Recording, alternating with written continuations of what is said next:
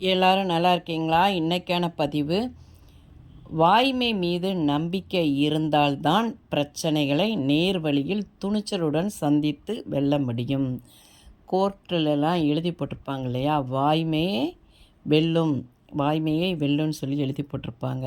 உண்மை. நம்மளோட வாய்மை நேர்மையாக இருக்கணும், உண்மையாக இருக்கணும். அப்படி இருந்தால் எவ்வளோ பெரிய பிரச்சனைனாலும் நம்ம அதை முடிவுக்கு கொண்டுட்டு வந்துடலாம். பொதுவாக நம்பிக்கை உள்ளவனுக்கு விளக்கம் அவசியமே இல்லைங்க. நம்பிக்கை இல்லாதவனிடம் எந்த விளக்கமும் சாத்தியப்படாது, பார்த்துக்கோங்க. நம்ம மீது நம்ம நம்பிக்கை கொள்ளணும். அதாவது நம்ம பொய் பேசுகிறோம், ஒரு விஷயத்தில் பொய் பேசுகிறோன்னா, பொய் பேசினால் அந்த பொய்யை நம்ம தான் காப்பாற்றணும். அதே இது நம்ம உண்மையை மட்டும் பேசினால் அந்த உண்மை நம்மளை காப்பாற்றும்.